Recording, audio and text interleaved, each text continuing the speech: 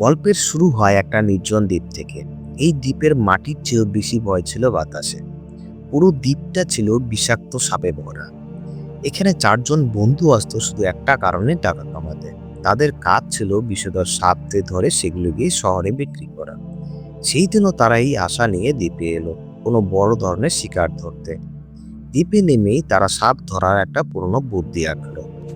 একটা জ্যান্ত মোরগের পায়ে শক্ত দড়ি বেঁধে তারা সাপের গর্তের ভিতরে ঢুকিয়ে দিল। তারা ভাবলো গর্তের ভিতরে থাকা যদি কোনো বড় সাপ মুরগিটিকে গিলে নেয় তাহলে তারা দড়ি ধরে টানবে। কিছুক্ষণ সব চুপচাপ ছিল, হঠাৎ দড়িতে একটা অতল টান পড়ল। সান্থিয়া নামের বন্ধুটি তারা পুরো শক্তি দিয়ে দড়িটা টানতে শুরু করলো, কিন্তু ঠিক পরেই মুহূর্তেই সেই দড়িটা মাঝখান থেকে ছিঁড়ে গেল। দড়ি ছিঁড়ে যেতেই সান্থিয়ার মুখে হাসি ভয়ে শুকিয়ে গেল।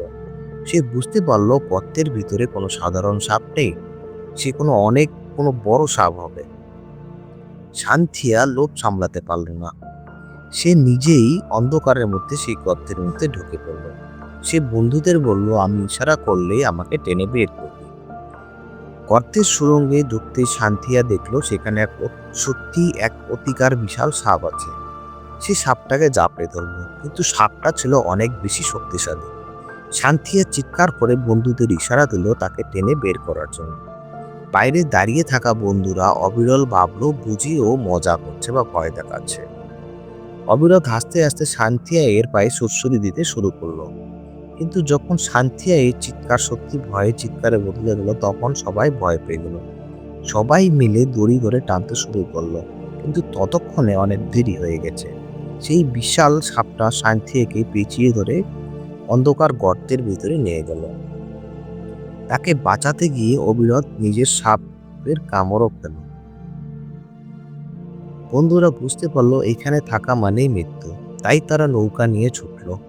রাত হয়ে গেছে, তারপর শুরু হলো প্রচুর বৃষ্টি। নৌকার মধ্যে বন্ধুদের ঝগড়া শুরু হয়ে গেল, সান্থিয়া কেন মারা গেল। হঠাৎ করে নৌকার নিচে একটা বিকট ধাক্কা লাগলো। তাদের মাথায় একটাই চিন্তা, সেই দ্বীপের দানব সাপটা তো আবার তাদের পিছু নিয়েছে না। নৌকা আবার কেঁপে উঠল এবং একটা ডাবিং নামে বন্দুক জলে পড়ে গেল। বৃষ্টি আর অন্ধকারের মধ্যে লাইট জ্বালাতে তারা দেখলো তাদের রক্ত হিম হয়ে গেল। তারা দেখলো নৌকার পিছনে বিশাল এক সাপের মাথা ফনা তুলে দাঁড়িয়েছে। সাপটাকে এই পলকের ডাবিংয়ের জলের নিচে টেনে চলে গেল। অবিরাম বল্লভ নিয়ে সাপটাকে মারতে গেল, কিন্তু সাপটা তাকে পিছিয়ে ধরে মেরে ফেলল। নৌকায় শুধু এখন বামিয়ান একা বেঁচে আছে। সে কাঁপতে কাঁপতে সাপের সামনে হাত জোড় করে জীবন ভিক্ষা চাইতে লাগলো। সে বারবার বলতে লাগলো, আমাকে ছেড়ে দাও, আমি আর কোনোদিন সাপ ধরবো না।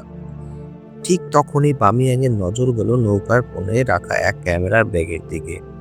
ব্যাগের পাশে কিছু সাদা রঙের বড় বড় গোল ডিম পড়ে আছে। এইগুলি ছিল টাইটান পাথরের ডিম, যা তারা বন্ধুরা চুরি করে এনেছিল। সাপটা আসলে তার ডিমগুলো খুঁজতেই নৌকায় হামলা করেছিল। রাতে পাগল হয়ে সাপটা একটা বিকট গর্জন করে এবং বমিয়ানকে ফেলে দিল। নৌকাটা বৃষ্টির জলে ভাসতে লাগলো, আর সাথে রইল সেই অভিশপ্ত টাইটানের পাইথন ডিম। বন্ধুরা, আজকের ভয়ঙ্কর গল্পের পাইথনে এখানেই আমরা শেষ করলাম। লোভের কারণে দেখুন খেয়ে চারজন বন্ধু মারা গেল।